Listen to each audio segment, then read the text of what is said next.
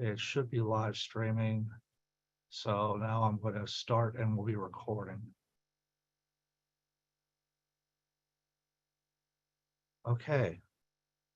So we're good to start. First committee I have is Public Works. If you folks want to get started with that, I can do the manager's update. Okay, thank you. Okay, I included the two pieces of equipment we've been talking about on here as a reminder under what I call it outstanding or pending items. Just to update you, the sewer vector truck, I have been talking briefly with Wilkins manager Rebecca Vargo. We're going to meet sometime soon. I was thinking about tomorrow. She was thinking about tomorrow, but from what I understand, Lumicron, the company that is providing us with a new clock, is supposed to be delivering it and installing it tomorrow morning. So I didn't want to leave just in case. But both Public Works crews are right now viewing some options and talking amongst themselves so we can provide you with better information. So that's where that stands right now. As far as the street sweeper is concerned, you had asked for input from the borough engineer, and Mr. Brett gave us that memo last time. I didn't repeat that on your agenda here. We did get some prices from A&H Equipment, which, by the way, is a CoStar's bidder. And I repeated them here from the Finance Committee from May, so you can get an idea of what we had. I also went on CoStar to take a look at other options. And basically, unless you're going to rent, which, by the way, is also on CoStar, if you're going to rent by the month, by the week, by the day, if you're going to buy, nobody is showing, there's only a few companies and nobody is showing prices. So the best we have right now is what I have with A&H. So I'm going to keep these reminders on here until you folks decide you want to go further with it. I'm not exactly sure if you've decided yet anyway, at least as far as the sweeper is concerned. With the Vactor, I think you realize we do need to do something because the one we have now is essentially almost not working at all. Ms. Martin. Yes, ma'am. Thank you. I honestly thought that, I know we were going to get a little additional information, but I honestly thought that we had chose the air type of a vacuum sweeper with that purchase lease over 6 years. Am I remembering that incorrectly? I didn't have a final, I didn't see anything was discussed as a final decision yet, so it hasn't been put on an agenda. You haven't voted on anything yet, so. Here's Marcus. I think we all agreed that the vacuum truck is a better technical solution compared to the mechanical. Right. So I think we should just pursue the vacuum truck. Okay. And, Right, and well, go ahead. yeah, I was going to say that there is another company that's also providing those trucks. I believe it's municipal out in Westmoreland. The same people we get the signs from, I believe. Also on CoStars? I believe they are. Okay, I didn't see them, but okay. But I'll pull out some information. I had gotten that a while back. If I can locate it, I will send it to you. Okay, that's fine. And then Jimmy and I can take a look at it and try to get some harder numbers and information for you on this so that you have a better idea and can make a decision. I don't know that you should be voting on it yet unless you just want to go ahead, because the prices we got, I'm sorry, I'm pointing to my other screen. I don't know why I do that. Anyway, the prices we got from A&H were a couple months old. And as you know, prices are changing all the time right now. So I guess I want to make sure we investigate a little further. Now, if we're going to talk about sewer too, don't forget some of the things that Mr. Brett had said in his memo, including the idea of actually doing a formal program versus just doing it as needed. And the fact that it would probably tie up one employee and that would be done on a regular basis. So I think one of the things you folks, I'm not clear on anyway, is what exactly you are looking for in a program. Are you looking for something like some communities have, for example, Dormont, where every other week they're doing one side of the street and they have it posted and, for certain hours for no parking, et cetera. Or if you just want to do what we've been doing now and just having it available to us to use as needed, which we do use frequently, but of course, right now it's not working real well. So Well- I need to get some final decision from you folks on what you want to do too, so we have a better idea. Yeah, I thought we had that kind of discussion as well. And my recollection is that we said it wasn't worth, trying to do a regular program, but we would keep the streets clean on an as-needed basis. And right now, we need it very badly. Okay, well, I mean, that's fine. I looked through my notes, and as oftentimes happens, I didn't see a definitive final decision, and nothing has gone to a business meeting for a vote yet. So Right. I didn't want to assume. Well, I had a recollection that was, we decided not to pursue, we thought this would help with our MS4 rating, but since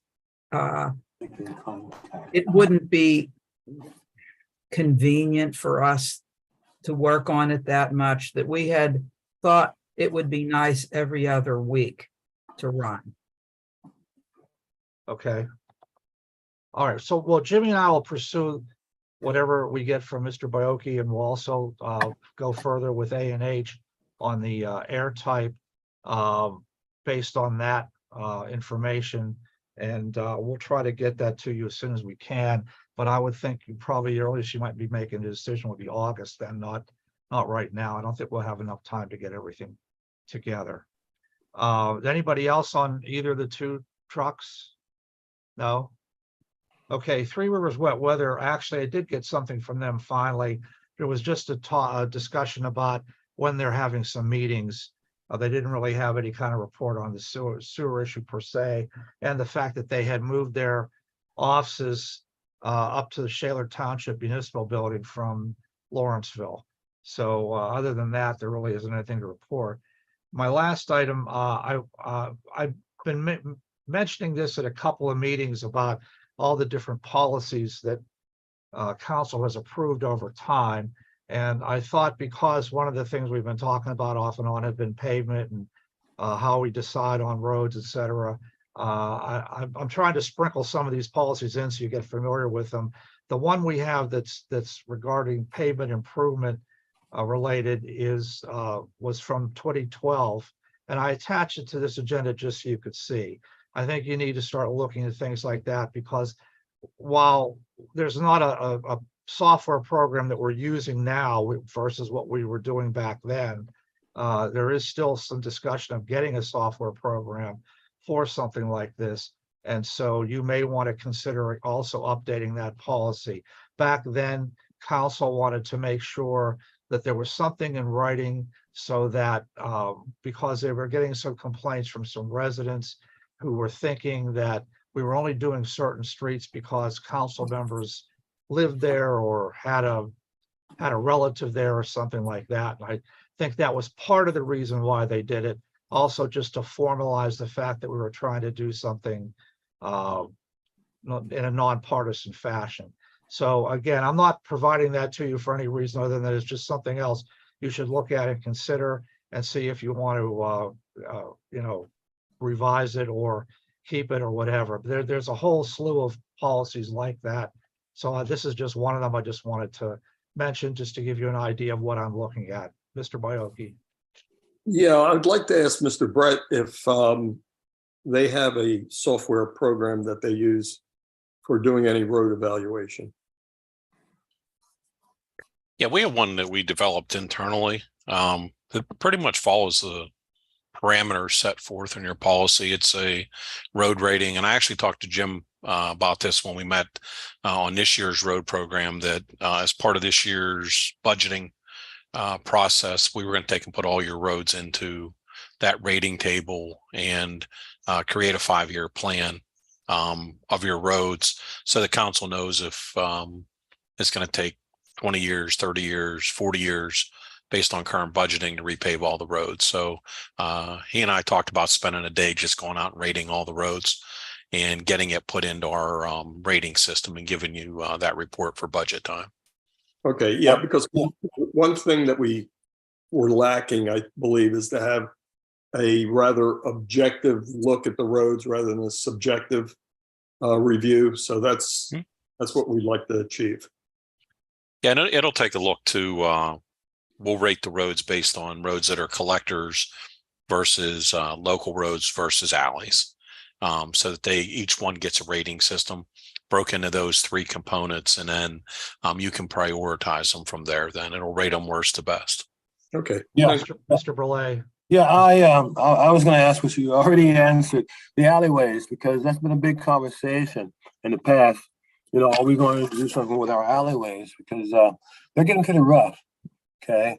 Yep. So I don't, you know, I just hope we are really thinking about those. Yeah, and what we mostly suggest is that you put your collectors on one schedule, your local roads on a little different schedule, and then your alleyways, depending on how bad they are, if they haven't been touched for say 50 years, then put them on, 2 or 3 alleys every year just to get pieces finished with your other roads. So, and they take a different spec too. I'll talk to Jim about, garbage trucks going on them, stuff like that, because that's what beats them up is that repetitive load. Right. It does, yeah. Okay, anybody else? As Mr. Brett begins to do some of this, you may again want to revisit that policy.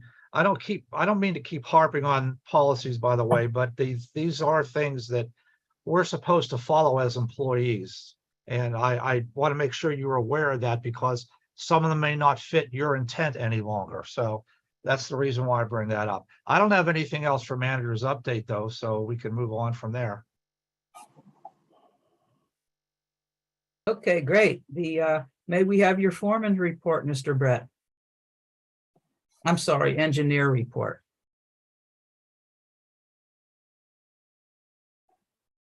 Yes, sorry about that. I was muted. Yes, just a couple updates on current projects. The road program, we did have a pre-construction meeting, and they will start probably third week of July, right after they're done with the Forest Hills drainage project, and they have started on it. They started last Friday with mobilizing, and they're actually started work as of now. They think they'll be there for a couple weeks, and then once they're completed there, then the paving crew will move in right behind it. Jim and I and Dalton from our office, we went out and marked all the streets in this year's paving program, and you'll see meeting minutes come out from both those meetings, pre-constructions we had tomorrow. They're drafted. I'm reviewing them now, but you will see paint marks on the roads that's getting paved. We marked the limits with Jim to make sure everybody's on the right page. So if you get any questions, that's what those are for, what's in the program. We did actually receive. Kevin, yes. I have a question. Cherry Valley Road is one of the roads we paved like maybe 4 years ago. Okay. And it has like 811 markings all over the place. Do we know if the gas company or water company is doing any work? Pretty much all of Cherry Valley Road is like marked up. So I wonder, it's not us. I wonder who is doing it and what's going on there, if you know. I'm not sure. I know the one calls came in. I did not look and see who made them. Jim may be able to answer that if he's on. Because I know the gas company's working in a couple of the areas. Yeah, Kevin. I went to a meeting up there with the gas company contractor. They're going to be putting a new gas line probably on about 3/4 of Cherry Valley Road, and then a little section of Woodside too. But they're not supposed to be started until August, supposedly. I think most of the work on Woodside is going to be in the sidewalk area. But there might be one tie-in. But Cherry Valley is going to be out in the road. Is that the section that was paved earlier? Yes, it's a shame. We did the whole 4 years ago. I don't know how much. It's a shame that the gas company, we always tell people, utilities, hey, we're going to paving the road. And it's a shame, but it's nothing we can do, I guess. Mayor Porco, did you have your hand up? I did. I thought we had the gas company do a pretty significant project on Cherry Valley Road in the last 2 years. No, that was, Frank, that was the water company. And the gas company was ready to do it and then they pulled out. Oh, okay. So they were going to do it and then they stopped. Yeah. Okay. And then I have another question related to the paving program when we cycle back to that for Mr. Brett, whenever he's ready. Okay, just a quick question before we go back to the roads. You're in your ordinances, Jim, do you have that they have to repave the road or are they trench only for the gas company? No, they have to do the trench with the base material and then they have to do full width paving. Okay, so they're going to do a curb to curb, so we'll get a new road back again. So, okay, Yes. Mr. Brett, I had a question, please. sure. On the Forest Hills Road drainage, I happened to drive by today and I saw that there was a crew working. And I don't know if you were aware of this. We received residents' letters that they didn't want the brick to be disturbed. They liked the look of the road, and we went to great lengths to assure people that the brick wouldn't be disturbed. And today I saw a big portion of it was dug up. I don't know. They were working around a sewer. I hope that brick gets replaced, because that was one of the reasons why we wanted to notify all residents that there's going to be paving or something done. Let them know with a letter. And I know we were a little late this time and people just knocked on doors and things, but it would be really nice to notify residents by letter and then perhaps on Savvy Citizen. Okay. Yeah, the brick, the work today is on the inlets, so they may be encroaching out into the brick roadway and they'll have to put those back. So, Thank you. Anyone else? Are we ready to move on to the? I have a question related to the paving, specifically around the alley behind Avenue L. So I noticed that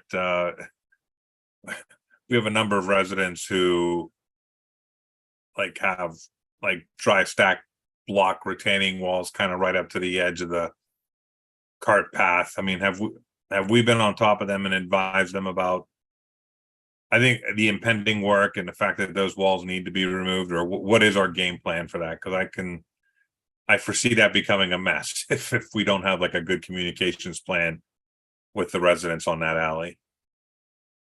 Mr. Thielacker, would you care to chime in on that, please? Yeah, we went over there and we passed notices out to the residents to try to get them to remove some of the brush. And the one resident did remove a wall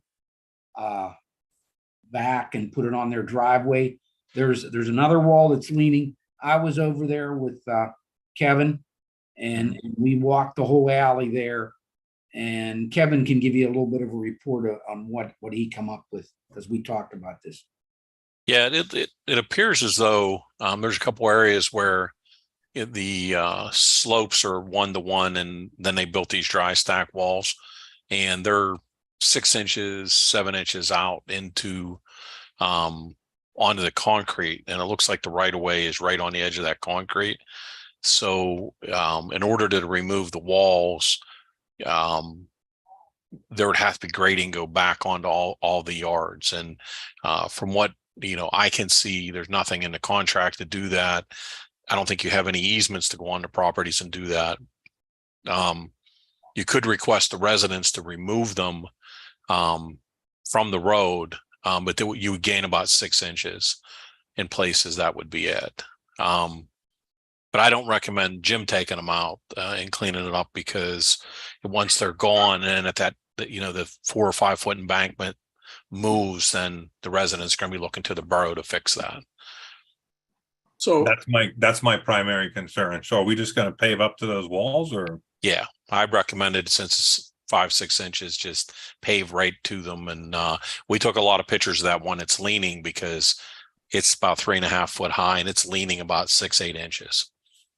Yeah. So we would pave right to it, and that's it. Because again, I think if we touch any of them, then you open yourself up to some liability because of what's behind it. So let me ask you this. Should we be having code enforcement out there to take a look at some of these areas? yeah, the wall it's leaning, that would be a good idea, because when it falls, it's going to fall on the alley. Okay, so in my opinion, all of these alleys have problems. So we need to step up code enforcement to take a look at all those areas so that we don't run into this problem as we move forward with other paving projects. Yeah, I would say if we're going to pave an alley that's in the budget for 24, then we want notices to go out to all the residents that they have to fix all these and get them off the alleys, and then so that they have time. Right now, we're 3 weeks out. It'd be difficult to get everybody to react quick enough. Right. Anybody else? Mr. Morris? Yeah, well, two things. First, Jimmy, didn't you tell me you talked to Don about the walls or no? Well, we went through and looked at the brush and we did look at the walls. The one that was leaning, I don't think he sent anything out to them, Steve. Okay, all right. Well, let's make sure on Monday we talk to Dawn.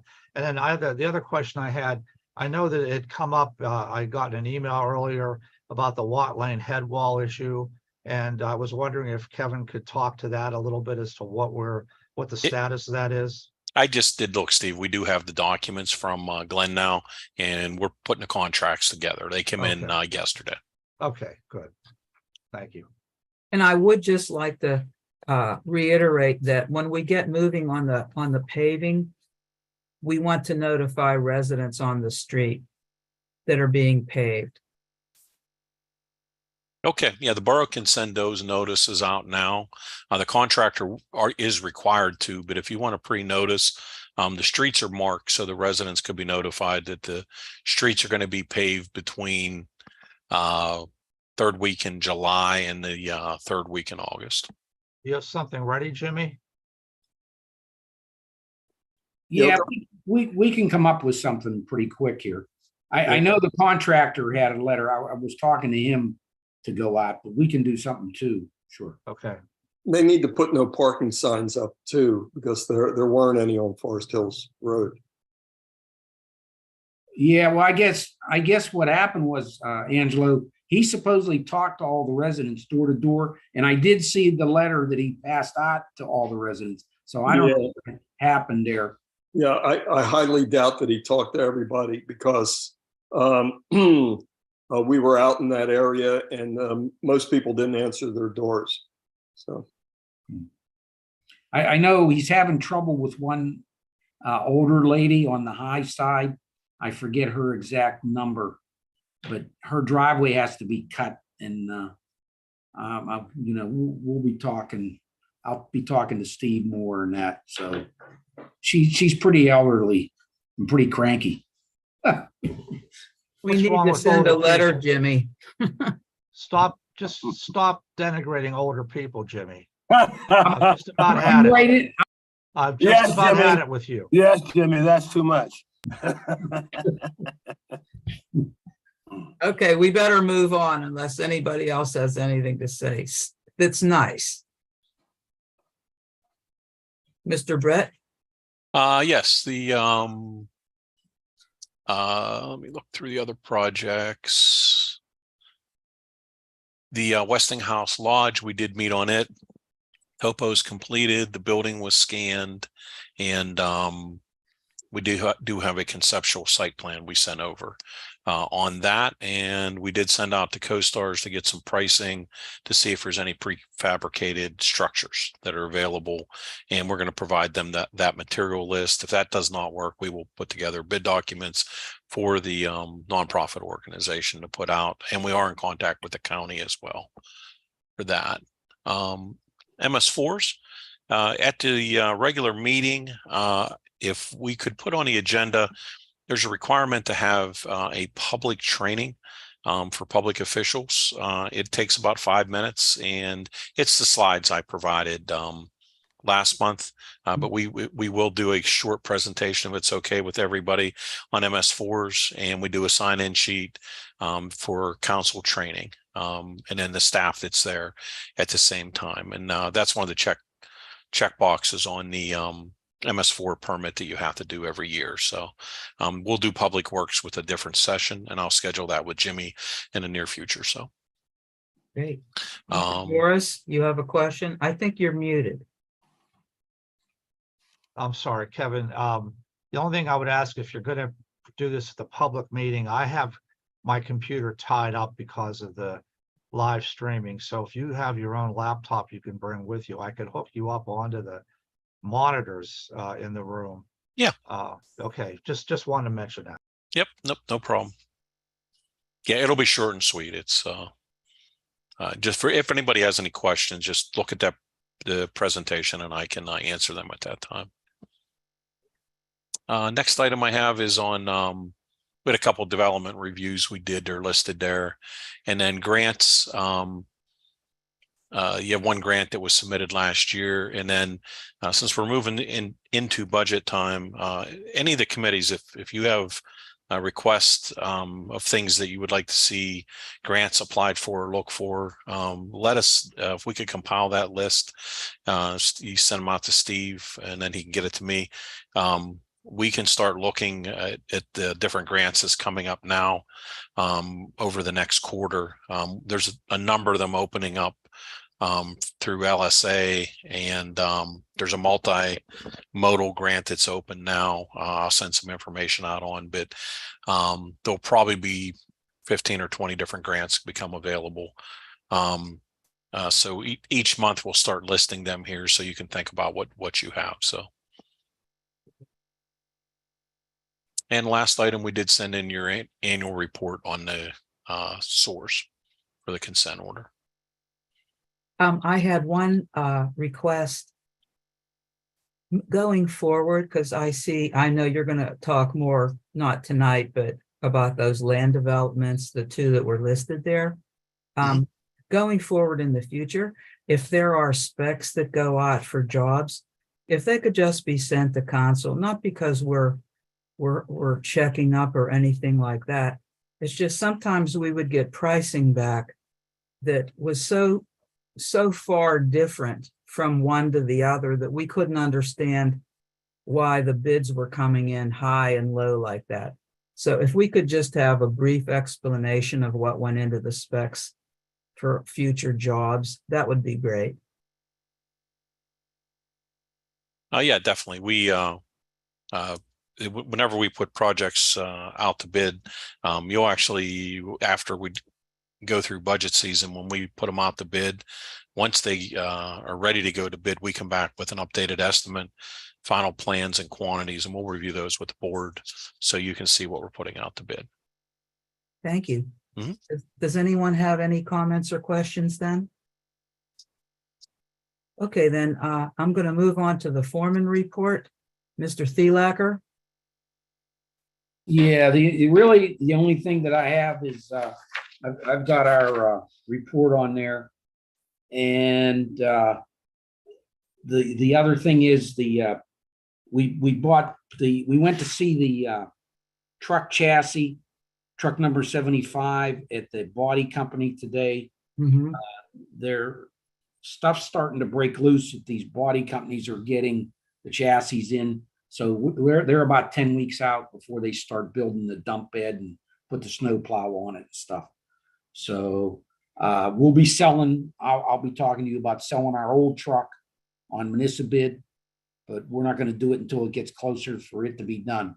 The one item I did want to talk to you about, and I forgot to have Steve put it on real quick, is that our leaf truck from last year, I don't know whether you folks remember, it broke down probably the second week into the season.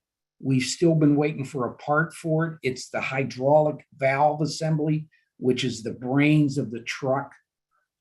They have not been able to get it yet. They're not shipping it in to the company that we bought the truck from. We may end up going to plan B, which is the truck may have to go down to the factory in Virginia. They may change it over because they're doing the new trucks that they've been doing in the last year and a half, 2 years, since they weren't able to get these valve bodies in anymore. Our truck may have to be converted over.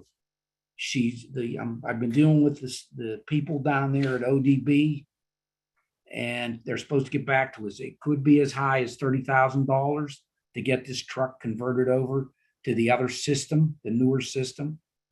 So I will keep you informed. Once we get it back, we'll let you know. We're going to want to move pretty quick.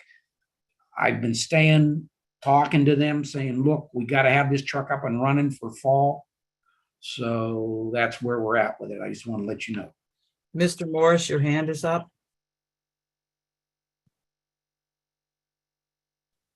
Sorry.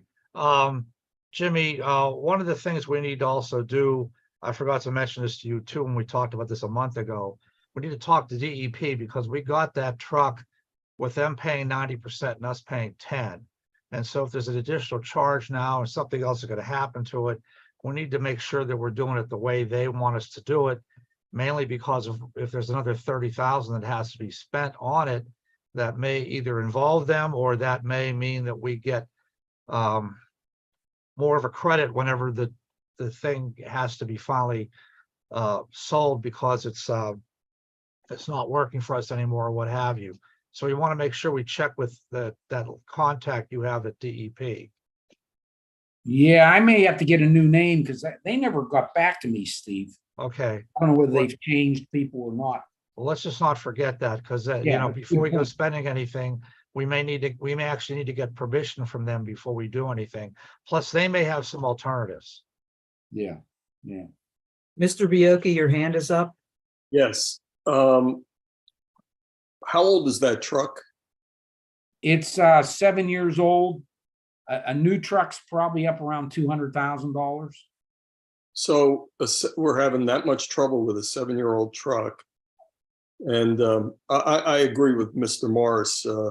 We should look into, that $30,000. I mean, that seems like a lot of money to be spending. I mean, like I said, right now, it's the brains of the whole hydraulic system, and the big valve body had cracked. It developed a crack in it. So we're evidently there's a few other ones out there too that are waiting for the same part in different locations, and like I said, they haven't been able to get the part. So, Yeah, sounds like it's a defect on their part. They ought to be charging us less. But yeah, and it could be less. She's working on that with her engineers, but I just wanted to sort of give you the worst case scenario. So okay, thank you. okay. That's all I really have. That's it. I had a question for you. I see repair sidewalks on Fillmore. What is that? I haven't Okay. heard of that before, Jim. I don't know. You weren't on council, a few of you, but I think a couple years ago, when Glenn was still on board, we did some drilling on the hillside off of Fillmore up there because we thought we had a water issue underneath the road. So before we were going to pave the road, we wanted to find out, and they did all the testing up there. And here it's nothing. The water issue, I think it was like 4 years ago this happened. It was real wet in the wintertime and the spring, and it caused the road actually didn't move, but the sidewalk shifted on the edge of the sidewalk over there. But if you walk up towards the top, it's our property, okay, on our side, and the sidewalk's tilted up there. We've had to add some asphalt. Well, that's the section we're going to be paving this year, and we need to fix that sidewalk so that we have a nice wedge curve going up against the sidewalk. Right now, you're going to have a tripping hazard when we come in to go to repave it. Mr. Bioki? Yeah, one other question on the storm sewer basin repairs. Is that not included in the paving contract? No, What is it that you're doing? the storm sewers. We've always been doing that. We've been fixing those ourselves. because to save some money so we can pave a little bit, pave maybe another road. I have 3 more left to do on as far as the storm sewers go. Yeah, I would like to see that in the future contracts included with the paving. And that way, if we can decide whether we want to continue to do it in-house or have it done through the paving company. Yeah, I mean, you could put ask Kevin, you could put that in as an option to look at it. Yeah, we can put them in as alternates. Mr. Morris, your hand is up. Yeah, this, actually, I had one thing, but Mr. Baoki brought up a second thing I wanted to ask Jimmy. Jimmy, why don't you take a minute just to explain to everybody what you do to prepare for paving? Just some of the jobs, because I know that had come up why you were doing some things and the contractor wasn't. Can you just mention a couple of examples? Yeah, we go through and we cut brush back or tree limbs that might hit the equipment when it's coming through. And what happens, they'll snap it off anyway. And so we try to go ahead of them, and we've done this for years, and we cut the stuff and trim it back. We also, we've been fixing storm sewer inlets for years. We've been doing that also. Really, it's the first time we had to really repair sidewalk up there for it. And so that's like the alley, we're gonna do the heavy cleaning to save us some money up in there along the edges as much as we can here, so. The other thing I wanted to mention too, that Jimmy brought up, just another example of one of the policies that council set years ago, which you may or may not want to continue, is that whenever we do paving, we'll automatically replace curbs with only a wedge curb, even if it's on a street that had a concrete curb. And again, I just want to bring that up. That's a policy we've had. That's why we do it. Council had approved that, and it's still in existence. So I just wanted to mention that in case anybody was wondering about that. That's all. I'm sorry. Thank you. Don't mean to keep going on here. Okay, one last thing, Jimmy. What about the Avenue L equipment? This has been going on for the request has been going on for over a year. Okay, we're as soon as I get done with my catch basins for the paving, that's our next project for them. Okay, and we need a hard deadline on that. What would you give me, please? Well, I'm not going to stick my neck out because I don't know how many storms we're going to get. I don't know how many backed up sewers we're going to get. I don't know how many other emergencies we're going to get. So I don't want to give you a hard date. I'm sorry. I just don't want to do it. Once we start, we're going to rip that piece out, and then we're going to come in and we're going to start to lay it out, and we have to drill holes and put posts in. But I'm not going to tell you it's going to be done by August 1st, and then you folks get on my case. No, I'm sorry. I'm not doing that. Jimmy, nobody wants to do that. What my suggestion was going to be, if you're too jammed up, why can't we hire from the outside to do this? I know you're busy. I know in the summer's a big time for you, especially with the crew. And I wonder what others think, if we should try to get another company in to do this. I mean, like I said, I'm going to be ready to start probably within I'd say a week and a half. It's up to you. If you want to investigate another company and stuff, I bet you're not going to get it in before the bad weather by the time you get everything done. Well, I mean, it's one or the other. If you think we can have it done by the end of the month, okay. But if we can't, let's just then next month look to get some outside help for you, if that's okay. Well, that's up to you folks, whatever you want to do. Okay. Did anyone else have any other questions? No, I'm okay. Okay, well then, that ends Public Works. Okay, Borough Properties up and I'm ready to go. Okay. So you want me to, you're okay, Miss Martin? Oh, for me yes, to- please. Uh-huh. Okay, two quick things. Walt is applying for a recreation grant. I thought he was going to be on here because I didn't bother to take a look and see all the different things that are in there, but it's several $100,000. And one of the requirements is that a resolution indicating support from council has to be approved. So if that is the case, which I believe it is, that's going to probably be on your agenda at the July 19th, I think it is, July 19th meeting. So yeah, I'm sorry, I have that written there. I don't know what I'm doing. Anyway, and then the other thing is, I mentioned this to you earlier, I think last week or two, Ms. Martin, but we're currently looking at surplus equipment for disposal, not stuff that's good that should be reused, but stuff we can get rid of. Some of the file cabinets, for example, old VCRs and other things like that. And we'll have a list ready to go, I hope by August, possibly September, for you to announce, and we'll post, and then we can dispose of some more stuff. I think they might even have some more stuff in the office too. So just wanted to mention that. That's all I have. Well, I had a question then. If we need a resolution for Mr. Reamer's grant, could we see the application or something? Could that be sent to council first? Yeah, I can, well, he has to do it electronically. I'm not sure if he has a hard copy or not, but I can send him an email and ask him to, send it out to you guys. That would be great. Thank you. And then on the items for disposal, it would be important to continue with the Westinghouse Lodge basement so we can get in there. There's enough room to start making repairs. Right. That's one of the places we want to hit. Okay. Does anyone have any questions? Okay, then I'm going to move on to the engineer's report. If there's anything new, it's on you, Mr. Brett.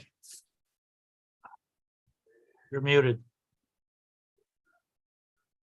Sorry You're about that. Nothing additional from what we talked about. And I will try to find, we did do the cost estimate for the Parks grant probably about a week and a half ago. I'll try to find that. It has an itemized breakdown of what you're looking for. So. Oh, so great. You can send that to them. Yes. Yeah. Okay, I'll find it here. I don't have it at my fingertips right now, but hopefully before we get off, I'll locate it here. Okay, great. I see there's no report under the foreman then. I'll move on to committee business unless anyone has any questions or comments. Okay. The HVAC maintenance contract. I understand that most of our HVAC equipment will be covered under the extended maintenance program or whatever it's called, contract from Siemens, but there are some buildings that are not covered on that. Is this something that we should look into for other buildings? I know we're talking about the budget for next year. Does anyone have any comments on this? I could just mention, if you're okay with me talking here, that in the past, we had one company or another that we used to keep as available to us on a regular basis. And mainly it's been Keo. I don't know if it's been others as well, but the council kind of just decided to do that hit or miss rather than a contract. I don't think we still have a contract with anybody, but I think we still rely on Keo since they've actually upgraded or installed a lot of the stuff in different locations. So, but you can always do that if you'd like, however you want to do it. Well, I'm not sure about a contract, but I know at home, you get a better deal if someone comes and looks at your furnace and someone looks at your air conditioning. Mr. Bioki, your hand is up. Oh, yeah. You didn't have to stop. I was actually going the same way you were talking here. I think it would be helpful for us to have an annual service on that equipment. And if there's any way that can be incorporated in the existing Siemens maintenance contract, I think it would make more sense. Well, this would be in addition to, for instance, the Siemens contract won't cover the Westinghouse Lodge, but given that we're looking to get new HVAC, maybe that's not the best building to start with. But and I'm not sure that there are other buildings that aren't being given a new HVAC system. But if we're okay, and this is something that we have done in the past, then I'll do a little more research on the other buildings. Does anyone have anything else before I move on? Okay, the main park. We've been working there at the culvert with the knotweed, and it started to, I looked at it and I realized there's no riprap rock like there is on the other side. And we have people suggesting that we should put something down to interfere with the knotweed, but I don't want to go putting something down and then have that become invasive without questioning if we should have rock put there. There's a terrible slope. I'm kind of worried about erosion. Is that something we could have Mr. Brett look at? Sure.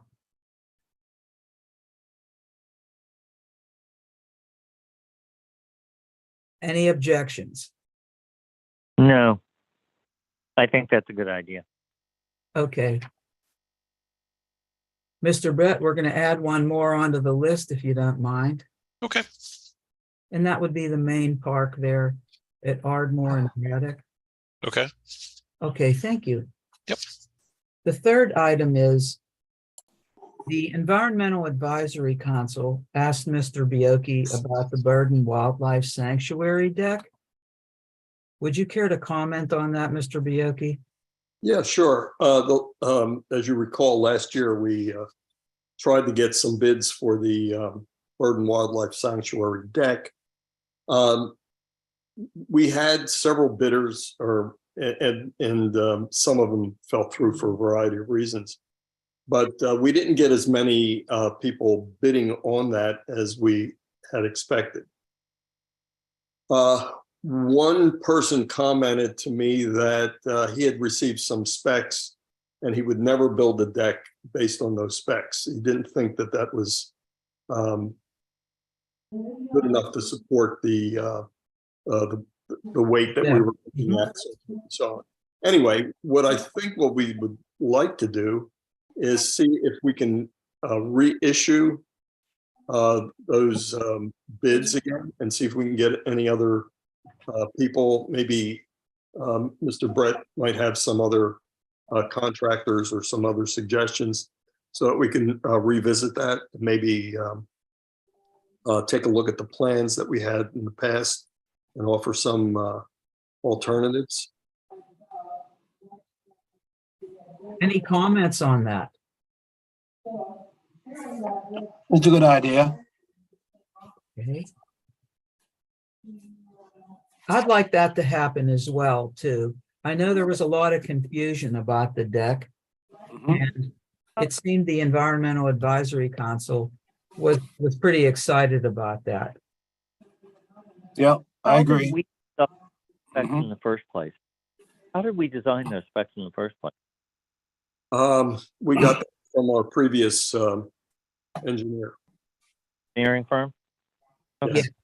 Glenn Engineering provided those. And we're comfortable with those specs? No, I'm not. I'm suggesting that they be revisited by LSSE and give their opinion. That's why I was making my comment. I agree with that. That seems, let's look at this again. Because the liability, if those specs are bad, and well, we can go down that road and you can figure it out. Yeah, I mean, that was one opinion or offered by one of the bidders, but whether that's true or not remains to be seen. Okay, if there's no objections, Mr. Brett? Yeah, I'll put that one on the list as well. Okay, we're glad you showed up. I'm telling you this. Okay, yeah, we already talked about the paving policy to inform residents. Thank you. And I had asked Steve just to have an update. Mr. Morris, the letter A, how the gutter leaking above the borough building entrance, that has been taken care of. Was that correct? Yeah, but we still need to investigate alternative to the rain chain there. The problem is that there is a large metal bar that supports the rain chain, and when you get even one large leaf that just sits there, that blocks the water. That's the case that we just saw. That's what happened. So we're looking at some alternatives to that. I don't want to just have the water dumping out without something. But of course, we don't have a drain there. The intent was it was going to come into the rock where the rain garden is and would just spread out. So we don't actually have a drain into the ground. So we're looking at some alternatives. So hopefully we don't have to keep doing this. Okay, because I know residents were complaining they were coming in there and there's water coming down on their head. Hey, the manager was complaining too, so, Oh, well, we have to listen to him. yeah. Okay. Okay, then, we talked about then the concrete work over by the library, that we're looking at that for next month, or Yeah, Jim and I talked about that. One of our crew members who handles the concrete is going to be on vacation for 3 weeks. So we need to have him come back. I think he's back by mid-August. I'm not sure. Jimmy, when did we talk about that? Jim? Yeah, it's probably gonna be towards the end of August. He's gonna be gone for 3 weeks. I think he's leaving the end of the last week of July, and then he'll be back. So yeah, like towards the end of August here. Okay. okay, great. Well, I think item D is also on Mr. Bioki's agenda. So unless anyone has anything else, that's the end of borough property. I have one thing. I noticed in the agenda, like lots of stuff was not provided by Glenn, but it seems like now it is provided. So Kevin, do you think you got everything what you needed from Glenn? Do you think the transition is like concluded? The only thing I think we're missing yet is some of the ACO sanitary source stuff. I'm going to send a specific email again on that to include your GIS mapping. We did get the flow isolation work. We did get the contract stuff, but that and the job they put out on CoStars, actually to get all the documentation on it, that one as well. So, but we got probably 85% of it. We still have a little bit left, but I'll send a summary email out and request that again. So Quick comment. They did give me a thumb drive with GIS files on it. I'm not sure if everything's Oh, there, but I okay. have that now, so I can share that with you however you want. Maybe when I see you at the meeting, I could give you another thumb drive to take with you to look at. Okay, That's yeah, I'll okay. probably be out in the next couple of days, so Okay. Okay. I'll send you an email before I come out. Okay. Anybody else have any comments or questions? Okay, that ends borough property. Thank you. Okay. Public safety is up, and I have no report. So, Mr. Bioki. Okay, thank you. We'll start with the chief's report. Chief Williams. Thank you, Mr. Chairman. First, I'd like to say we had a very successful 4th of July. We didn't have any issues at the park, or we maybe had a few fireworks being shot off, but there were no major incidents that we had to deal with.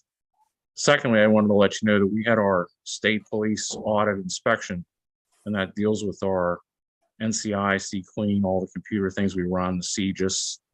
State comes in and does a complete audit. They basically look for our facility to make sure we're in compliance. And again, we did very well with that, passed our inspection. So we'll continue to have access to the computer system so we can provide, all the information to our officers when they run all the license plates and anything else we have to do on our MDTs in the car. So I was happy we were able to get that taken care of. And again, that's something that we have to make sure that we are in compliance of. So that's one of the reasons why we limit the amount of people that can come onto our side of the building. That's one of the reasons why we have pretty serious IT thing in our building, as you well know, because it's a necessary thing. We have to meet these standards because the FBI is really the one who puts the hammer down on the state when it comes to these kind of things, because a lot of the information comes from the federal government. And they want to make sure it's secure. That's all I have. Thank you, Chief Williams. I do want to make a comment that I appreciate the information we've been receiving on Savvy of certain situations that have occurred in the borough. And I think it's been very, very helpful. So I appreciate it. Okay, thank you. Chief Colella. Yeah. Evening, everybody. I didn't have my report in this month. We started the conversion to our new reporting system, as I mentioned earlier, and we're just getting used to it now. So give me a couple months and I'll have a full report like I used to. But in the month of June, we had 35 incidents, calls, which brings us to 249 as of June 30th. 15 of those being vehicle accidents or assist with fluid cleanup on vehicle accidents. 8 fire alarms, 7 structure fires, 2 brush fires, 2 CO alarms, an elevator rescue, and 2 natural gas incidents in the borough. That's what we had for calls. Like I said, once we get our new system up and running, I'll have the full reports again, like I do that, but I'll still give you a report like this one. I'll send that up to Steve before the meeting. Also, I ordered the doors that council approved last month at the meeting, and they're only at a 6-week delay, not the 12 to 16 weeks that they sent in their quote. So they'll be here sooner than not. And the windows, I ordered those. He's coming tomorrow to do a final measurement and get the parts and supplies ordered for those. He did ask about the deposit, and I think that was on his little bid sheet. How would he go about doing that? Or should I just ask the borough manager? I can give him a call tomorrow. Yeah, just whenever if you have a formal document, I just need it to give to the treasurer and she can cut a check. Okay, I'll get that off. She's away this week anyway, so I wish she wouldn't be able to do anything early next week. There's no big hurry, Rick. Yeah, he won't be here till, like I said, late tomorrow to measure, and then by the time he gets everything written up, and then he gave us a short quote, but I'll have him write it up so he can get the deposit. Okay. Other than that, I sent the shell fund document that they created, and I didn't know if council had any feedback or questions about that document. No, I don't believe we had any questions on that. All right, there's a couple issues I had with it, so I'm going to send that back to Shell Fund, and they're going to rewrite it. I've already discussed it with Chad Hoover. He has no problems with the questions I brought up either. And we'll keep moving along with that situation. I haven't got a date yet or nothing, but that's all I have. Okay, I did want to mention that we did go ahead and contact West Penn Water Authority about the flow testing. We haven't heard back from them yet, so. Yeah, I saw the letter, and that's the documentation that we received from the ISO people last time they were in.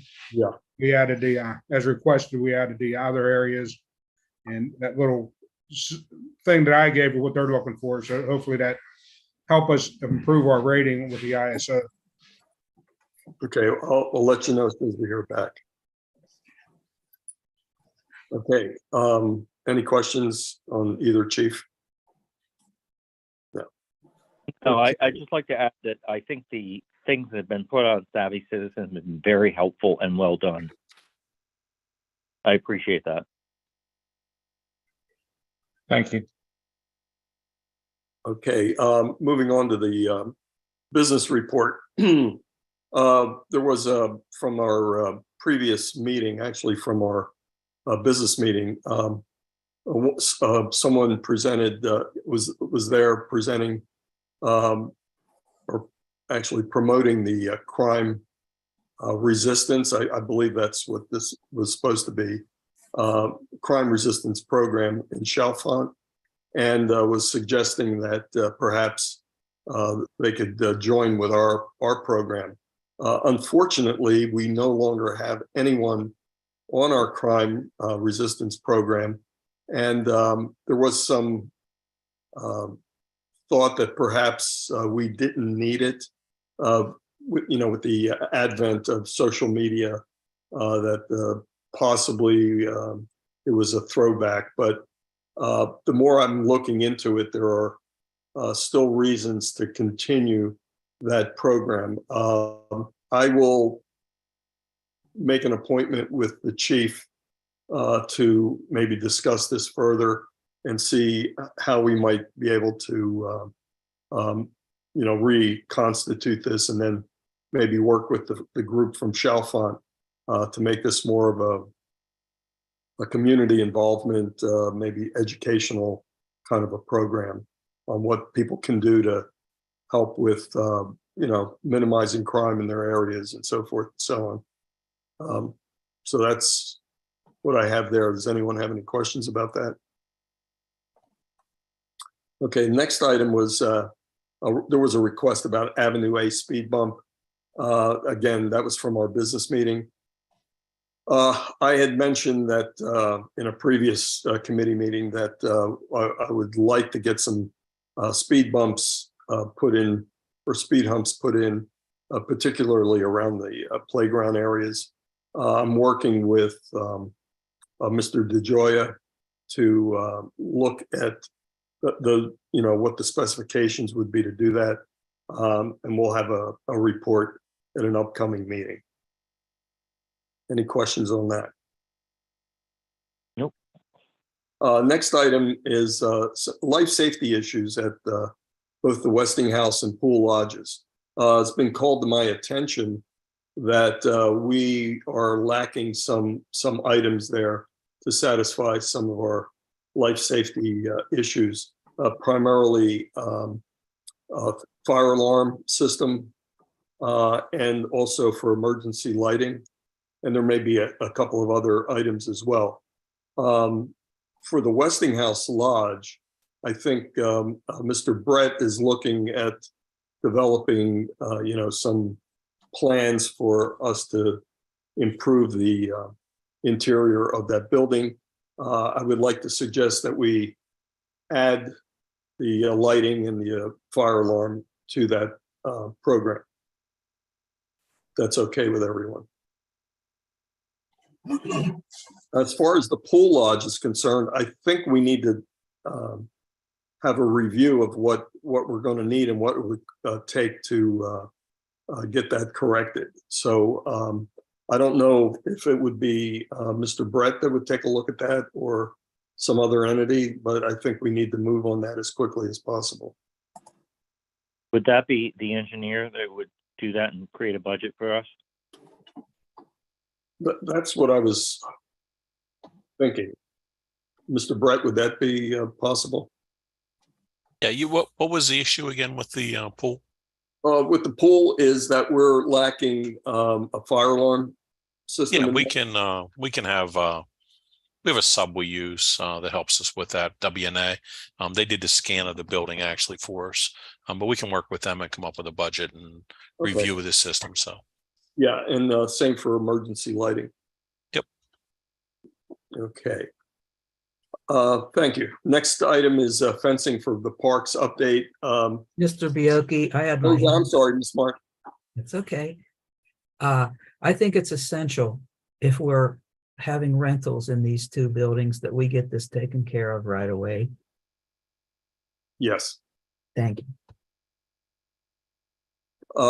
Second item, Ms. Martin and I today actually went with a vendor to look at measuring for fencing around the parks. That is ongoing. I have two other vendors that will be coming out, and once we get the quotes back, I will share them with everyone. This will be for budgeting for the next fiscal year. So unless we find extra money in our budget for this year, but definitely for next year. So I just wanted to give you an update on that. Okay. Hey, can I follow up on that one? Yes, sir. I just want to reinforce to everyone in council, I think this is a really good idea that no one ever thought of before. The fencing around, particularly down in the park, what is it, Bright Park, where the creek goes through. Yes. Little kids and want to go down and run around in the creek, and that's probably not safe. And I think it's a really good idea. And I appreciate that you thought about that. And I think it's a good initiative. Thank you. Thank you. Along those lines, since you brought that up, that was my next item. It's part of the fencing, but we have something that needs to be taken care of right away. There are some boards that are at the edge of the park, right where the creek is. And there's a culvert there as well. When I was out there, parents have told me that the children like to go right up to the edge of that and try to climb those boards, and several have fallen into the creek. So I think until we get the fencing up, I would like to see us go out there and put up some either higher temporary fencing there to prevent these children from climbing those boards there. So we need to do something immediately, and I'll discuss that with Mr. Morris and Mr. Thielacker. Any questions on that? Okay, next item, planters and electrical conduit removal. This has been something that Ms. Martin brought up and has been ongoing. It's going on a year now. First of all, it's a tripping hazard. It's potentially, unless the electric is totally removed, it's really a health risk. So I think we need to move and get those planters removed and get the where the electrical conduit is, where we have those orange cones. They all need to come out.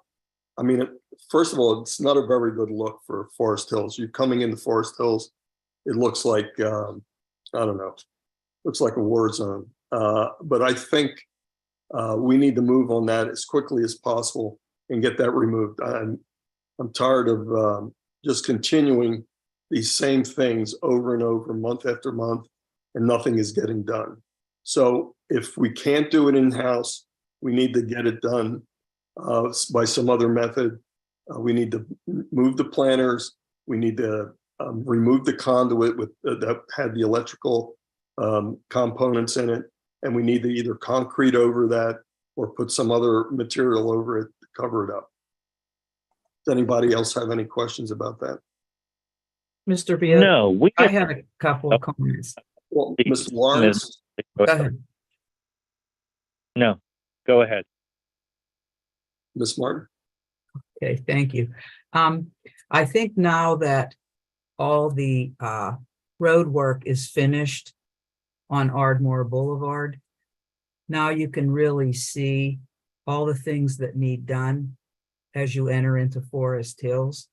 If you're coming in from off the Parkway, it's really a nice welcoming look. Those two businesses have flowers planted. The late bloomers have that one garden. It looks really clean and streamlined. When you come in from the Yost Boulevard side and into our business district, I've noticed that there's several dead trees now along the sidewalk. And I really like those poles, those electric poles. One of those is, well, it's broken in half. The part isn't laying there, but that needs repaired. Those planters, some of them, it's so tight that I believe they're not ADA compliant. And if we keep, this is our look coming into Forest Hills, it doesn't look like we have a lot of community pride. I really think we need to clean this place up and get those cones off and those planters out of there. Thank you. Thank you. Mr. Lawrence? Yeah, that's a legacy of the last, I think CDC, I think it was, that did that stuff. We've been kind of messing around and trying to fix that problem for several years. We probably should have a comprehensive discussion about, okay, all those things are there. Those trees didn't grow. We put planters in, they don't work.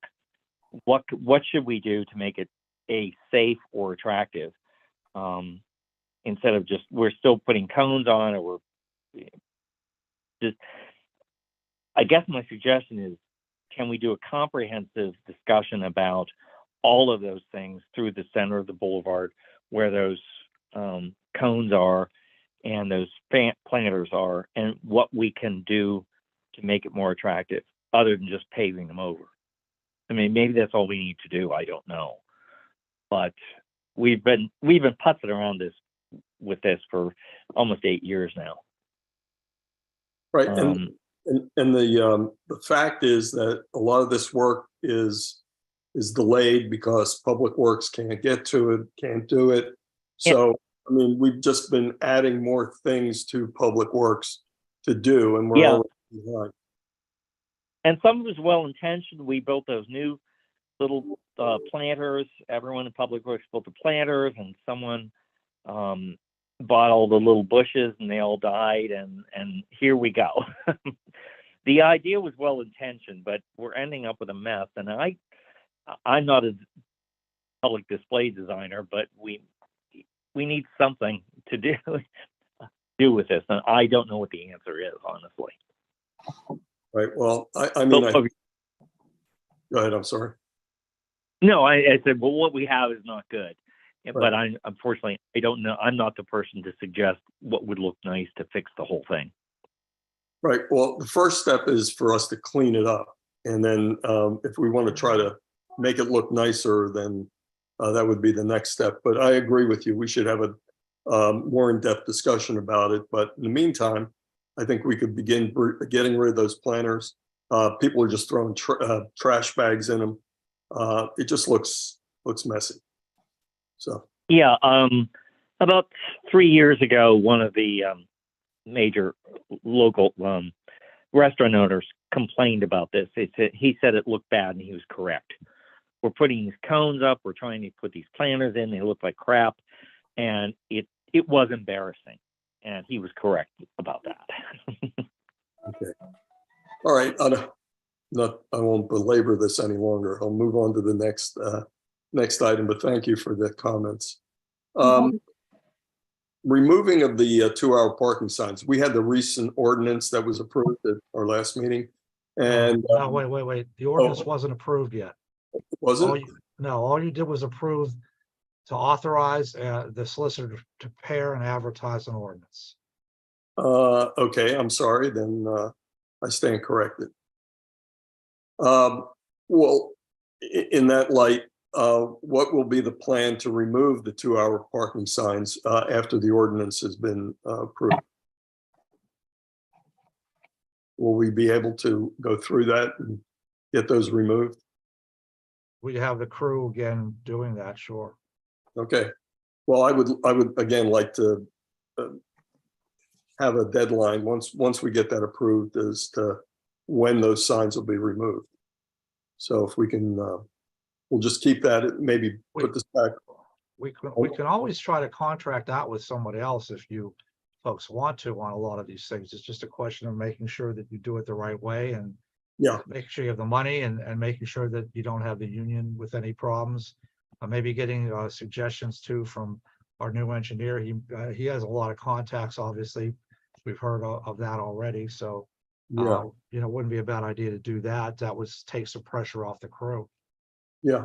Well, yes, Marcus, can I yes. just make a comment? What Yes, Steve just said, money is important too.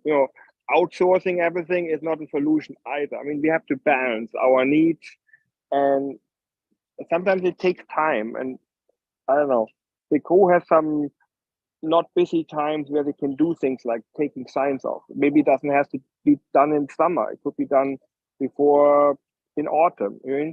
So I think we have to balance our workload over the year. Yeah, and not just. Yeah, I agree with that. I just think that sometime we say we're going to do this, and things keep getting kicked down the road. I've also told Jimmy that if he lets me know what they're going to do, I'll authorize some overtime. We haven't spent a lot of money on overtime. We have some money that we can do that there, and so we could bring somebody out on a Saturday, for example, or have a longer work day, as long as the crew is okay with doing it, and you can handle some of the stuff that way, as long as you keep track of what you're doing and the amount of money we're spending. So Jimmy is looking into that, and we're going to try to get some of that done that way too. I think that the chair is correct, and his just concern is let's just not say we're going to do this at some point. Let's get it on the calendar, and I think his point is well taken. Get these things on the calendar. It doesn't have to be a deadline, but it should be, you know, within the next 6 months, we're going to get this taken care of. If we can't, why not? And how do we handle it? I think that's his point. Is that correct, sir? Yes, sir. Thank you. Thank you. Next item, restoration of the traffic timing lights on Route 30. Those lines were removed due to the construction work. I was informed that that's really not something that PennDOT would probably be interested in restoring for us, and that we would probably wind up having to do it ourselves. I would like to explore getting those lines painted. I spoke with the chief. Originally, we had lines around Centurion Drive. He also suggested that we go further down onto Lafayette. And I would like to add a third location, if it's okay with the chief. I haven't discussed it with him. But further up, just past Avenue B, there's a spot where I think we could do that as well. I talked to Mr. DeGioia and asked him about it, and he thought it was a great idea. And he said that he may have some contacts that would be able to actually do the lines for us, and he would see if about getting us that contact information so that we could see how much it would cost. Because if to do it correctly, you need to measure it accurately, and you need to use thermoplastic paint so it's not going to wear out on the road. So unless anybody has any questions or objections to that, I'd like to move forward with that. Okay. Next item, park safety measures. I just bring this up. I'm going to have a meeting with Mr. Reamer just to go over some things that I've pulled down from the internet, some Pennsylvania laws, et cetera, about looking at different parks and the different safety measures that we need to make sure we have in place. Next item is additional brake retarder sign. We have the signs at the beginning of the borough coming in from the east that says brake retarders are not permitted within the borough limits. I think we need another one, and there's one going the other way as well. But I think we need another one that's just past Bevington, because it appears that they start using their brake retarders as soon as they hit Bevington. And I've gotten complaints from Juniper Village that the residents there are always complaining about the noise from the trucks. So if we can do that, I think that would be great. Again, I could talk to Mr. Morris and Mr. Thielacker about doing that. Any questions on that? Nope. I just want to give everybody an update on the speed trailer. Mr. Morris did put in a purchase order for a new speed trailer, and I think I didn't get any information on when that would be delivered, but I don't know if Mr. Morris has any info. I don't have anything yet. They should be getting the information now, and I did talk to the guy out there in New Jersey, but he didn't give me a specific date yet. Okay, thank you. And then one final thing, there's been a number of vehicles that have been parking on the sidewalks. It's bad enough that we don't have places for people to walk without having to negotiate around cars and trucks that are being parked on the sidewalks. So I haven't mentioned this to the chief, but I would like to suggest if we can step up some enforcement on that as well, that would be very helpful. Any questions or comments about that? No, that's We talked about that. It needs to be done. I can tell you that the one car that you mentioned on Braddock and Ridge, Yes.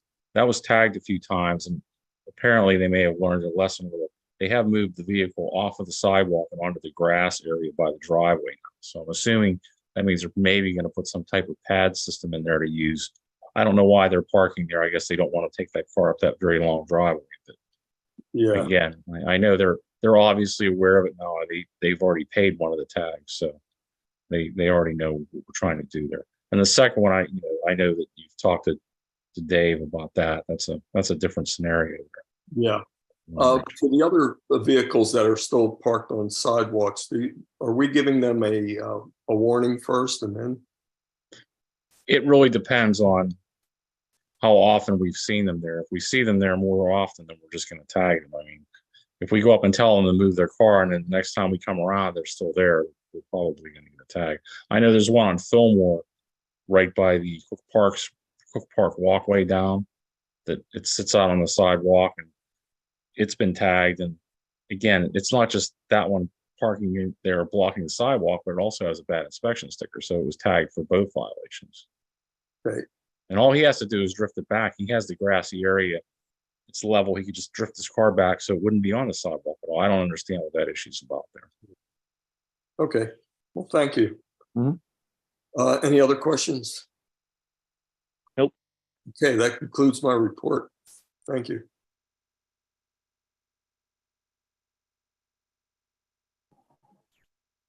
Okay, I'm okay with starting committee of the whole. I'm sorry, operations and policy, Mr. Lawrence, if you are ready. Yeah, please go ahead. Thank you, sir. Okay, first thing, rodent baiting. I shared some of this information with a couple members of council, I think Mr. Baoki and Mr. Lawrence, in an email. I did look at CoStars, and they have contractors on CoStars who handle this. I attached to your agenda a couple of the prices I got from CoStars. There was a third company that does it, but their contract is running out, so I don't know if it's being updated or not. But what I need to know before I talk to them is what kind of a program you want in place. Specifically, for example, is the borough paying for them to come in on a regular basis? Is this something that you want the resident to pay for when they request it? Are there certain limitations you want to have on it? Of course, I'm assuming that the company will do whatever we ask them to do, and I'm not exactly sure if there's any limits in the contract that they have. But I'd like to have some specific information before I talk to these folks to know exactly how we're handling this. So if you Okay. could get Well, that to me. Go ahead, Yeah, I'm well, sorry, Jack. No, I apologize for stepping on you. Do you have any suggestions about which road approach you think would be most appropriate? Well, I mean, you could do a couple of different ways. You could do one of the things they did, for example, with the skunks and other animals a few years back, was to Yeah. place traps and things on certain areas of borough property in certain neighborhoods and just hopefully catch them. But if you're looking for specific handling specific resident complaints, that's a different issue then. Yeah. And then you have to decide who's contracting with who and who's doing what. I'm not sure legally if there's any issues. I'm sure there might be as to yeah. how you structure a contract, things like that. Well, here's a thought. You mentioned, should we pay for it or should the household pay for it?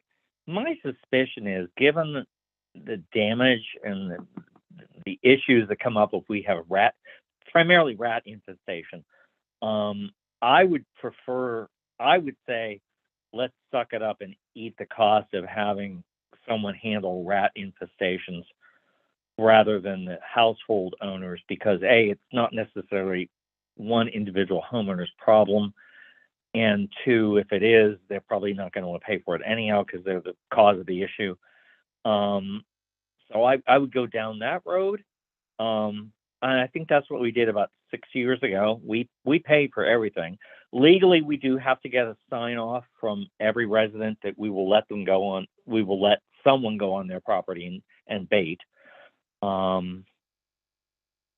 those are my first two thoughts. Anyone else on the committee or anyone else have any wisdom on this one? Because I don't.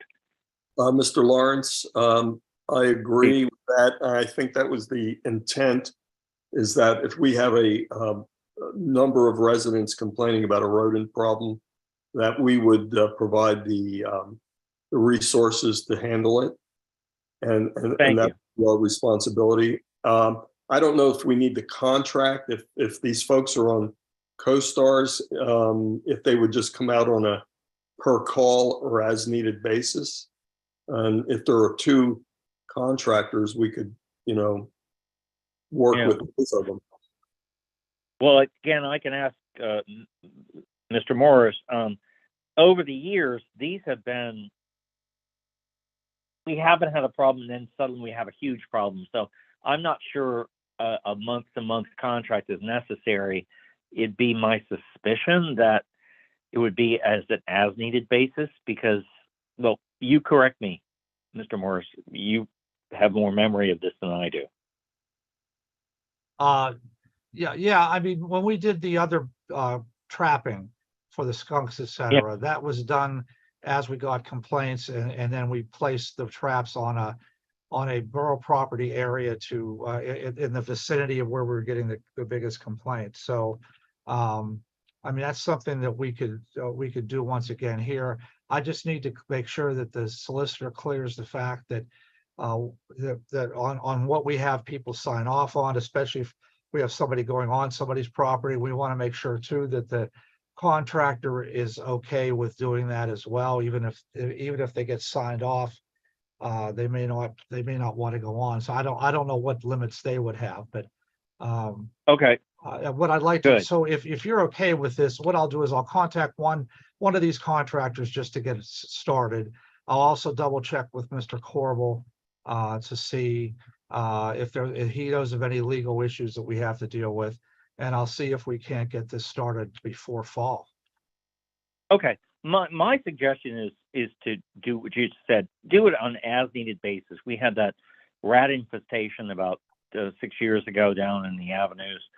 It got handled. Boop, we're done. We haven't heard any issues since then. So to pay a month-to-month fee to someone probably is not wise.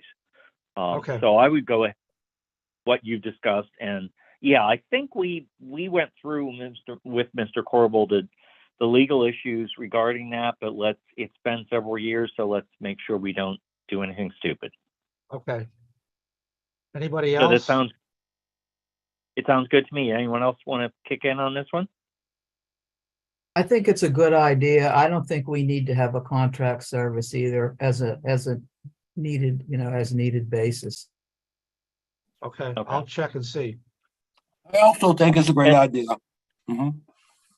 And just to follow up, Mr. Morris, I am correct in my memory that this has been not an ongoing problem. We had certain issues with rats, certain issues with skunks. We dealt with them. We were done. Boop, and that was over. With the skunks, that was how that was handled. Yes, exactly. Okay. All right. Next The topic. mayor had his hand up, Jack. Sure. Please go ahead. No, that's okay. Just a couple of additional thoughts. We might want to, if it ends up just being a spot enforcement thing where we contract out, resolve the issue, fine. If we may want to start exploring other options, and maybe that means we end up talking to the contractor about, obviously I think bird feeders are a big attractant, right?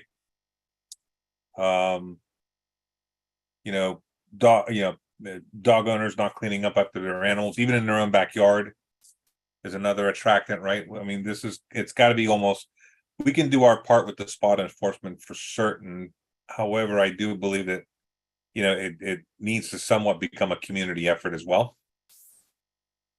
So okay. just to share my thoughts on that, because I know that, a couple of people have mentioned their issues with it, and they kind of, well, the neighbors keep the bird feeder out, and they go after it, right? So that's another issue that we might want to just think about. Well, I guess Here's Marcus.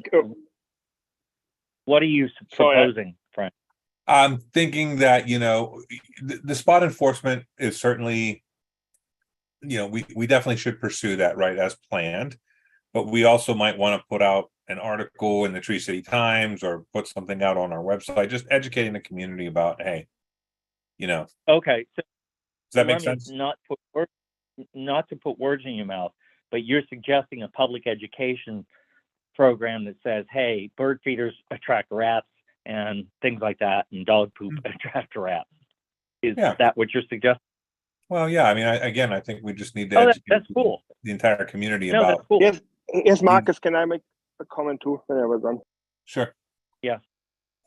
I think we have to go actually one step further than Frank suggested. Like, I think we have, if the people identify a problem, we may have to get code enforcement involved. Like, if people do something bad in their yard, it doesn't help us to clean up. We have to educate them via code enforcement that they can't do things. So I think we need maybe have not just education, maybe also use code enforcement. And we do. I mean, the And- Dawn is up a lot of times when we get a rat complaint. It's sometimes limited in what he's able to do, but we do usually follow up on those. Yeah, I think code enforcement's been on the rat issue. But I think the mayor's point is well taken, that people don't realize when you put out suet on the tree, you attract things other than a woodpecker. So Yeah. well taken. And Yeah. that's something to be in the Tree City Times. Thank you. That was a good idea. Great idea. Mr. Lawrence. Sir.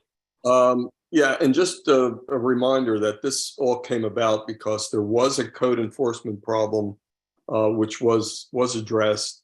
A person had a problem with feces, and they had a chicken coop that wasn't being taken care of. Yeah. And it attracted a lot of rats, and the residents complained. And but we at the time weren't able to do anything about it. And so that's why they came to council and made some requests of us. So I think this is what precipitated this again. So I think There's a lot. we're moving in the right direction. Yeah, there's a lot of things that come together, and you got one neighbor that doesn't do things right, and it attracts rats. But sometimes the critters just come and do what they do, and that's why I think we should intervene, and we should be paying for it. So, all right, are we done with this, or can we move on? With rodents, we're done, I think, for now. I'll report back when I am able to get some information from these companies, hopefully in a month. My second item, just to let you know, we received an email from Kristen Amos Avanye, who is a member of EAC, and she is resigning due to some job changes she has. So there are 6 individuals on the Environmental Advisory Council left and 2 alternates. What typically council has done, if you don't have anybody else waiting in the wings, is you promote one of the alternates, usually the alternate that's been alternate the longest, to a regular position, which you can do on the 19th if you're okay with that, or you can wait. But I want to let you know, she just sent me this email a few days ago. Okay, so we got 2 people. We have 2 people in the wing. Then the next, the one who has the most seniority would be Nick Smirker, who is an alternate right now. We just recently put Mr. Pike on as an alternate, so he's lower on the totem pole. Yeah. Actually, All I don't right. know if I should say that. No, that's okay. That we may not be won't- the proper way to phrase that. I'm sorry, but anyway. We won't. Whatever. Before I speak on this subject, does anyone on committee or council have any thoughts about us continuing to just push people up the ladder without further review? Mr. Smirk, well, all these folks were vetted before they were placed on the committee, either as a full member or as an alternate. So I think if we've done our job, then moving the alternate up makes sense. And Mr. Smirker would certainly be the one to be moved up. Anyone else on that subject? Again, what I'm asking is, we are basically saying we vetted them a while back, and we're going to just let that vetting stand. Is everyone okay with that? Yes, I'm fine. All right, then I'm Okay, okay with that. I'll put that on as a vote on the 19th. The only other item I have really is I just have an update on Savvy Citizen signups. That's increased a little bit over the last month, and you can see that there. Other than that, I have Yeah. nothing else to report. Okay. Yeah, I'll just reiterate what I said earlier this evening. I think the chief and the mayor have done a great job of using Savvy Citizen to inform us on unsavory activities and out in the boroughs or in the area, so people don't start sending out crazy stuff. So I think they've done a great job on that. It's very well written stuff, and the chief should be commended for that. Anyone else on that one? I agree with you. I second that. All right, now. Yeah, the chief has done a really good job of, I hate to use the word crafting terminology that has worked on Savvy Citizen. Thank you. I'm sure he's gone now, but thanks. Anything else? Let's see, committee business report. Social media. The big thing is everyone received from the solicitor last month a series of samples of social media policies from different communities. I would like you, everyone, if you really don't have anything better to do with your life, look through them and suggest to me and everyone else on this committee things you like or don't like in those policies. And then in the next month or two, I would like to kind of collate that and start putting a social media policy together. I think it's an extremely important issue. As we look at Savvy Citizen, everything else we do, Facebook, these are serious issues and that have legal impact on the community. And so I would like your input on this. Does anyone have any suggestions on how we can move forward to write a good social media policy, other than me just trying to collate everything and then work with the solicitor? Mr. Lawrence? Yes, please. Yes, I believe I discussed this with you, but I have a proposed policy that you can take a look at, which I will send to you. Okay. Anyone else on this one? Because it's a very serious issue, and it needs to be. We need everyone to buy into how we're going to do this. So I really want everyone's input. Alrighty then. Yeah, if you could just send me any thoughts in the next month or two, that'd be good. Anything else? I believe the order asset management system, I may have the input of other people in the Yes, that would be myself and Ms. That Mark. would be. We budgeted for this, for the asset management system. We were going to wait until we finished with the event manager, but I believe that we would certainly benefit by beginning the implementation process with the asset management system, particularly with work orders.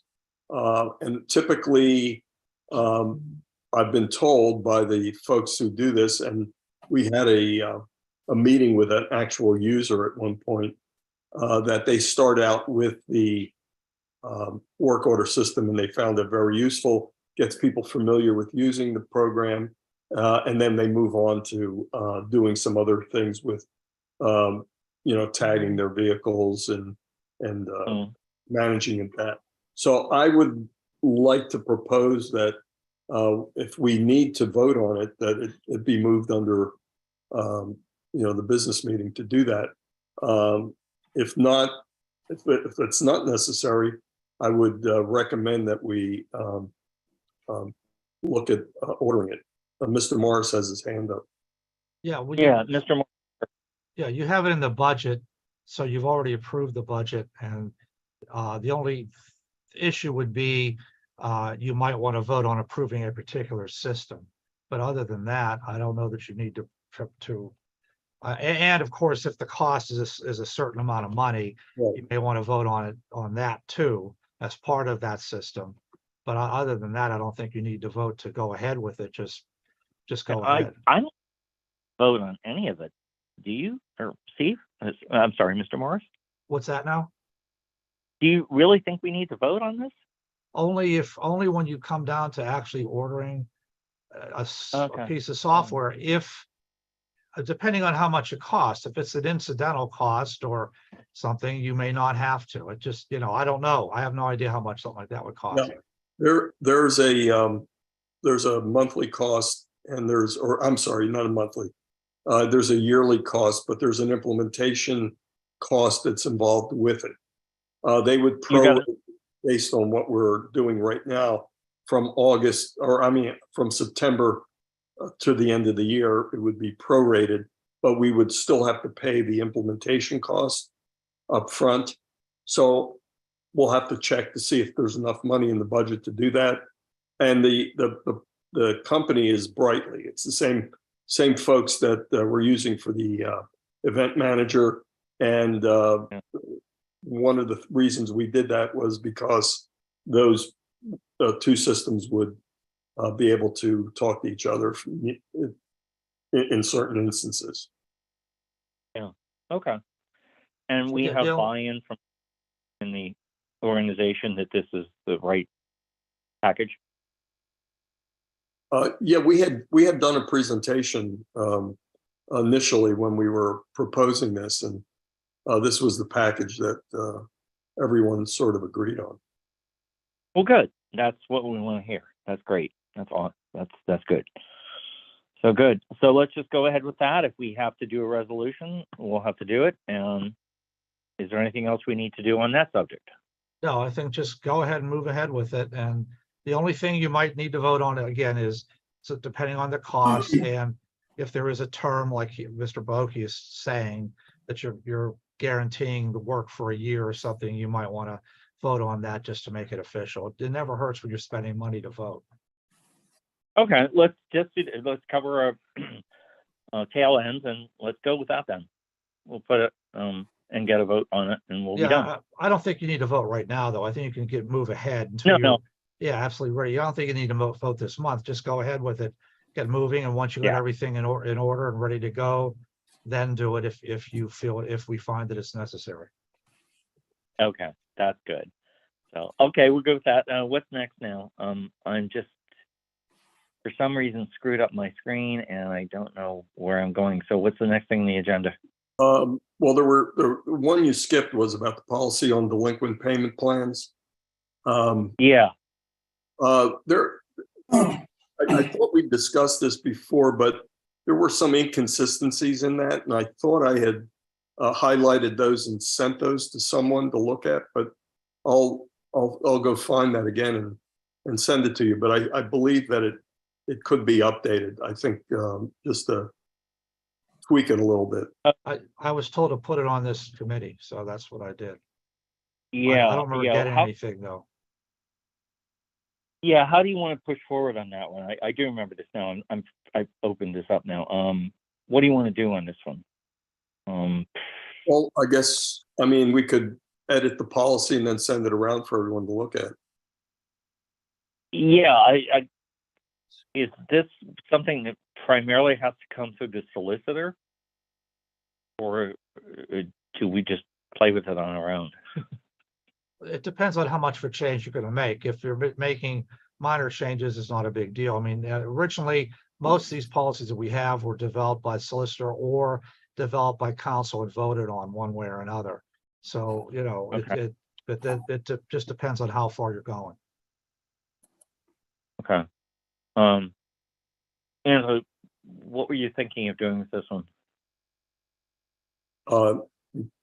Were you addressing And that? May I would just make I'll send you my edits and then you can see what. Okay. What it is I was Okay, talking- just go that way. I'll look at your stuff and then see what the solicitor says. Okay. And that sounds good to me. Yes, it's good to bring this up because over the years I think we have been a little inconsistent in how we handled things, and that does open us up to some liabilities. I'm sure the borough manager could agree with that subject. Sure. Yeah. So, all right. I believe deer management. Do we have any news on that one? Yes, I could give you an update. We've had several meetings. In a few weeks, we're going to be speaking with a representative from the USDA wildlife section, and he will be providing us some additional information that we can use regarding establishing a deer management program in the borough. And that's all I have right now for that. Okay. Just because I'm ignorant, how does that organization get involved in this subject? That's a good question. I'm not exactly sure, but they were referred by wildlife, by the game commission representative. Sounds like somebody needs some help. Yeah, So- apparently my dog found something exciting outside. I Well, apologize. Could you really repeat that? interested in deer management? I don't know. Holy crap. So anyhow, I apologize. I missed everything you said because the dog went Yeah, crazy. no, I'm not sure how they're involved, but they are. The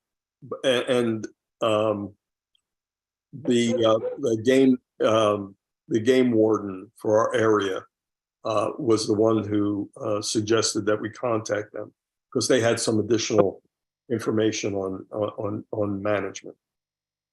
Okay. Now here's a question. Ms. Martin, you can help me on this if you can. I know you've gotten some stuff from citizens who are not happy about the deer. Given how limited we are in handling the deer problem, and I think you did a very good job of responding to one citizen, is there something we could maybe put in the Tree City Times on discussion about how we can or cannot address the deer issue, so people are aware that basically we know we have a problem, but our hands are tied in many cases? Well, I'd rather wait, Mr. Lawrence, till we hear what happens at our meeting to really present a clear picture to our residents. But that is important to let them know what's going on. Okay, because the Tree City Times is not going to come out for another couple of months, so that may be a good place to, put on the front page, hey, we hear you, but there's a limited amount we can do. That's a good idea. Thank you. Yeah, Because you have your response to one citizen, you CC'd me on that one, was to point out that the deer herd is not ours, it's the state's. And it's not ours to do what we want with. right. There correct. There are a lot of hurdles to get past to do any kind of deer control. And the gentleman from the USDA is, I believe, willing to provide some support to us if we were to have a public outreach to our residents. So these are all the things, as Ms. Martin pointed out, that we'll be discussing, and we'll be able to bring those back to the committee. Oh, that'd be great. I just was thinking that, this is something that could go in the Tree City Times that people actually care about. And at least we can explain to them all the reasons we can't fix it tomorrow morning. Yes. Everyone's, why can't we stop the deer? Well, there's tons of reasons. Most of them are legal, and it'd be, if we even put that out there in the Tree City Times, I think that would be useful.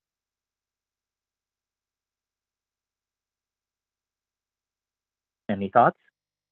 No, I just reiterate what Ms. Martin said is that in the next few weeks, we'll have some more information we'll be able to share. And if we can, maybe we can get something together for the fall issue of the Tree City Times. Yeah, Okay, I that agree. would- I'm sorry. Okay, Barbara. No, Yeah, I go agree. ahead. It's a very sensitive issue. We've been discussing this, for over 10 years. And Bambi, as he is referred to, is a very sensitive issue. A lot of people, they feed the deer, and they really try to protect them. So as we cross over into trying to see if we can't get deer control, basically, I don't know. It's gonna be a while. It's something we're gonna have to really be careful with. Right. Thank you very much. So I just think information, no matter, even if we tell people we can't do anything, is better than us not responding. And like I said, Ms. Martin had a very wonderful response to his constituent recently that explained to that person why we can't do X, Y, and Z. And it was great. So, okay. Anything else on the agenda for ops and policies tonight that I missed?